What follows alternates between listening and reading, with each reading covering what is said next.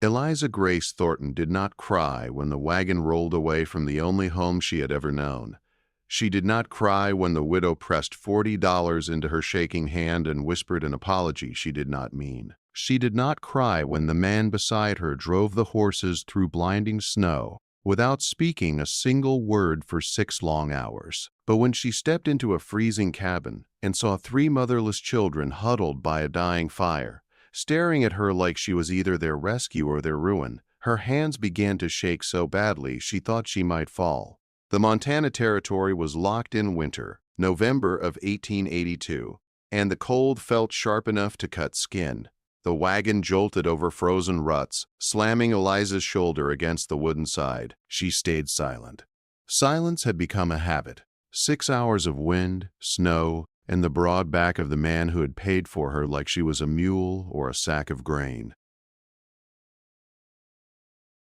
$40. That was her price.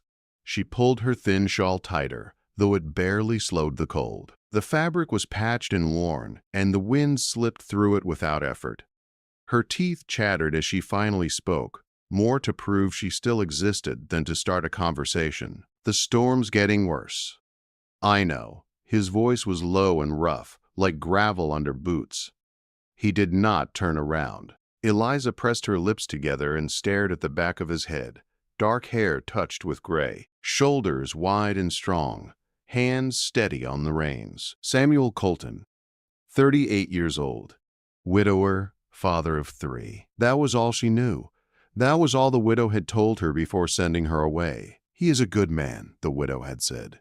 "Quiet, but good. His wife died. His children need a mother. You need a home. It is practical." Practical. Eliza almost laughed at the word. Instead, she had nodded, gathered her small bundle of clothes, and climbed into a stranger's wagon. Because the debts were due and her choices were gone, a saloon or a husband, $40 had decided her future. "There's a blanket behind you," Sam said suddenly. "I'm fine," she replied, even though she was shaking. He made a sound that might have been a grunt. "Suit yourself." The snow thickened as they rode on. Eliza's fingers went numb, then her toes, then her face. Still, she refused the blanket. Stubbornness was the only thing she felt she owned. Everyone she had ever loved had died or left her behind. Parents, aunt, home. She wondered how long this man would last before becoming another empty space in her life. "We're here."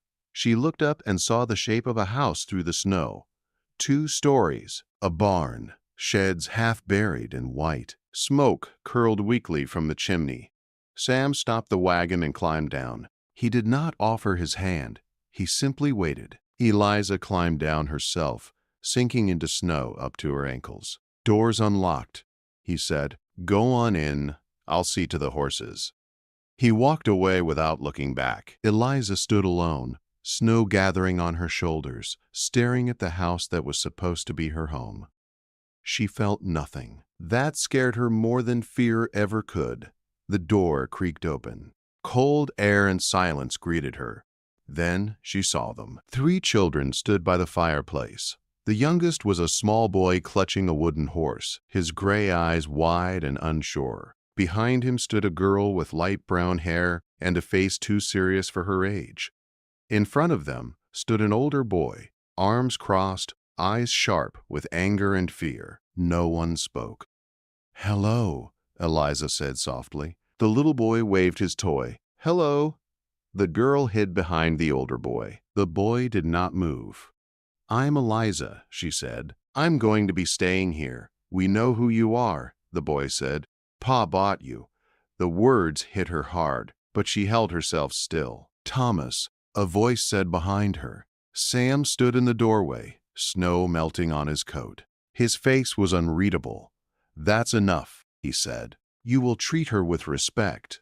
Thomas glared, then turned and ran upstairs, the door slamming behind him. Sam sighed and rubbed his face like a man carrying more weight than his body could hold. He sent the younger children to the kitchen for bread, then turned back to Eliza. "Your room is upstairs, left side." "What do you expect from me?" she asked. "What am I supposed to do here?" Silence stretched between them. "Keep the house," he said. "Care for the children. That's all. That's all. I don't expect you to love them," he added. "Or me. I just need someone to keep them alive through the winter." He walked away, leaving her alone with the crackling fire and a future she did not understand. That night, she could not sleep. The room was cold and strange. Wind howled outside. Somewhere in the house, a door creaked. Small footsteps followed. Her bedroom door opened slowly. A little boy stood there, barefoot and trembling. "Benny," she whispered. He did not answer. She picked him up, carried him to bed, and wrapped him in blankets. He was light, too light. "Are you our new mama?" he asked. Eliza stared at the ceiling. "Would you want me to be?" "I just want someone to tell stories," he murmured. So she did. She told him about a rabbit lost in a snowstorm, who found a family that kept him warm. By the time the story ended, Benny was asleep. Morning came gray and cold. Eliza rose early and rebuilt the fire. The pantry was nearly empty. She made soup from potatoes and salt pork. When Sam came in, he nodded once. "It's more than we've had in a while," he said. The children drifted in one by one. Thomas did not come down. Eliza set a plate aside anyway.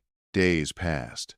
Eliza worked quietly. She learned the house, learned the children. Sam came and went like a shadow. Words were few. Nights were long. On the 5th day, the storm came screaming out of the mountains. Snow swallowed the world. Sam did not return. "Where's Pa?" Benny asked. Thomas stood at the window, fear breaking through his anger. "He went north. He should be back." Hours passed. Night fell. Then came a sound at the door. A body stumbled inside and collapsed. Sam. His skin was ice. His lips were blue. Eliza dropped to her knees and grabbed his face.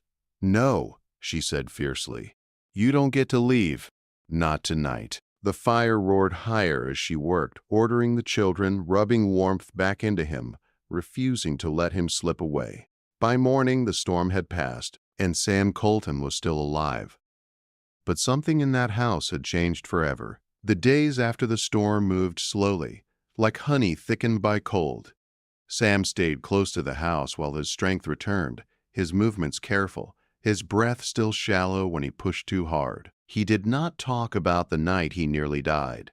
He did not thank Eliza again, but something had shifted between them, something quiet and fragile, like ice beginning to crack on a frozen river. Eliza felt it in the way he watched her when he thought she was not looking, when she stirred the pot at the stove, when she braided Nora's hair in the mornings, when she knelt by Benny's bed at night and told stories until his eyes finally closed. Sam watched like a man trying to understand a miracle without daring to touch it. She pretended not to notice. 3 weeks passed. The house found a rhythm. Eliza woke before dawn, lit the fire, made breakfast. She swept and mended and cooked. The work was hard, but it was honest, and for the first time in her life, it mattered to someone.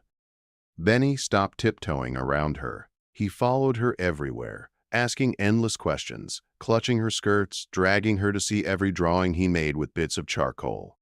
Nora stayed cautious longer, watching from doorways, speaking little, but Eliza saw the cracks in her walls too. The way her shoulders relaxed when Eliza praised her biscuits, the way she leaned closer during stories, inch by inch. Thomas was the hardest. He ate in silence, worked in silence, and whenever Eliza entered a room, he found a reason to leave. She did not push him. She had learned long ago that forcing kindness only hardened pain. One evening, she found Nora crying in the pantry, curled behind the flour sacks. Eliza sat beside her on the cold floor without touching her, close enough to be there, far enough to feel safe. "I dream about Mama," Nora whispered finally, "every night." Eliza listened. She did not rush. She let the words come slow and broken, about blood and screaming and a small bundle wrapped in white, about how no one talked about it, about how she felt broken. "You're not broken," Eliza said gently. "You're carrying something too heavy for a child. You don't have to carry it alone anymore." Nora collapsed into her arms and sobbed. Eliza held her and rocked her until the shaking stopped. That night, Nora slept without crying. Sam noticed. He did not say anything, but his eyes followed Eliza with something close to awe. Thomas noticed too. He did not soften, but he watched. The storm that changed everything came without warning. The sky darkened in the middle of the day, and snow began to fall thick and fast. Sam had ridden out early to check the north pasture. By evening, he had not returned. Thomas stood rigid by the window, his breath fogging the glass. He should be back, he said, but his voice shook. Night fell. The wind screamed. Fear crept into every corner of the house. Then, near midnight, they heard scraping at the door. Sam stumbled inside and collapsed. Eliza took charge without thinking. She barked orders. She stripped ice from his skin. She rubbed life back into him with bare hands and sheer will. Thomas knelt beside them, terrified and helpless. When Sam finally opened his eyes, Eliza leaned close. "You don't get to leave," she told him. "Do you hear me? You don't get to leave these children." Something broke open in his eyes then. Morning came, pale and quiet. The storm was gone. Sam lived. Eliza sat by the fire, exhausted, watching the children sleep on the floor in a pile of blankets. She felt Sam behind her before he spoke. "You saved my life," he said. She shook her head. The children helped. "No," he said softly. "I heard you, what you said. You fought for us." She did not answer. After that, Sam stayed closer. He rested when she told him to. He listened when she spoke. Sometimes, late at night, she heard footsteps outside her door. They paused, then moved away. On the third morning after the storm, Sam stood outside the barn, staring at the cattle pen. "You should be resting," Eliza said. "I've rested enough." She folded her arms. "Fine. Freeze out here." She turned to leave. "Wait." She stopped. "I'm not good at this," he said quietly. "Being around people, being around you." She turned. For the first time, he looked unsure. "I'm not trying to unlock anything," she said. "I'm just trying to get through the winter." "I know," he said, "and yet you keep surprising me." Because she stayed. Benny began calling her Liza. Nora started leaving drawings on her pillow. Thomas remained distant, but he stopped leaving rooms when she entered. One night, Eliza was darning socks by the fire when Thomas came downstairs. He sat at the opposite end of the hearth. Silence stretched between them. "You were there," he said suddenly. "When Pa came back from the storm?" "Yes." "You could have let him freeze." She met his eyes. "But I didn't." "Why?" She told him about burying her parents alone at 14, about anger that felt like armor until it crushed her. "Anger's heavy," she said. "It feels strong at first, then it just weighs you down." He swallowed hard. "I don't want to forget her," he said. "And every time you do things she used to do, it feels like she's disappearing." "I'm not trying to replace her," Eliza said. "I'm trying to keep this family from falling apart." That night, he said goodnight to her for the first time. Winter tightened its grip, but inside the house, warmth grew. Sam lingered at meals. He listened when Eliza read stories.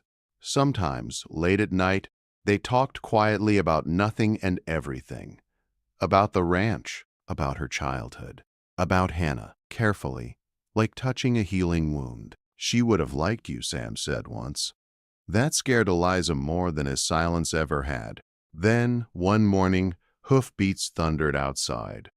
Men with rifles rode up to the house. Sam's face went hard. "Go upstairs," he told Eliza. "Lock the door." Voices clashed below. A name was spoken. Garrett.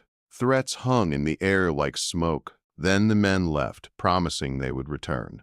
Eliza stood in front of Sam when it was over. "This is my home," she said. "These are my children, and no one is taking that from me." Sam pulled her into his arms and held her like he was drowning. Days later, an older woman rode in. Margaret Holt. She warned Eliza about Garrett, about fires, about obsession. That night, Eliza told Sam everything. "I should have killed him years ago," Sam said.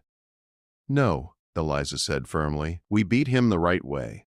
When the letter came summoning Sam to court and Helena, fear wrapped tight around them. But they searched and they found the deed and something else. Letters. Dozens of them. Written by Garrett to Hannah. Love letters, threats. Obsession. Sam shattered. "I'm going to kill him," he said. "No," Eliza said. "We take this to court. We end this without losing ourselves." He listened. They prepared for battle. And as spring crept closer, danger circled tighter. But the Colton house no longer stood alone. It stood together. And the hardest fight was still ahead. Spring arrived slowly, like it was afraid of what it might find. Snow softened, roads cleared, and with the thaw came trouble that could no longer be ignored. The letter from Helena lay heavy on the kitchen table. Samuel Colton was ordered to appear before the territorial court. The claim against his ranch was official now. Garrett Hale had moved from threats to action. Eliza read the letter twice, then folded it carefully. "We'll go," she said. "We'll take everything." Sam looked tired in a way sleep could not fix. "If the court sides with him, we lose the land, the house, everything." "We won't," she said. "Not if the truth matters." They spent days gathering papers, the deed, tax records. Margaret Holt agreed to testify. 2 former hands from Garrett's ranch came forward, men with haunted eyes and guilty consciences. The hardest part was leaving the children. Thomas stood tall when Sam told him. "I'll take care of things," he said. "No one comes near this place." Nora cried quietly. Benny clung to Eliza's skirts. "I'll come back," Eliza promised, kneeling in front of them. "No matter what." The road to Helena was long and cold. Sam barely spoke. Eliza held the leather folder like it was her heart. The courthouse was smaller than she expected. Garrett sat across the room, clean and smiling like a man who had never burned a house with children inside. The judge listened. Garrett spoke smoothly about stolen land and rigged cards. He presented false witnesses, lies wrapped in fine words. Then Sam stood. He presented the deed. The judge examined it carefully. "This document is valid." Garrett's smile thinned. Then Eliza stepped forward. She spoke clearly about the letters, about the threats, about obsession that spanned years. The courtroom went silent as the judge read Garrett's words, promises, demands, rage. Margaret testified next about the fire, about the fear Hannah lived with. Garrett shouted, denied, raged. But the truth was heavier than his lies. The judge dismissed the land claim, ordered an investigation into the fire that killed Garrett's first family. When the gavel fell, Sam's knees nearly gave out. Outside the courthouse, Sam pulled Eliza into his arms. "I love you," he said, like the words had been waiting years to be spoken.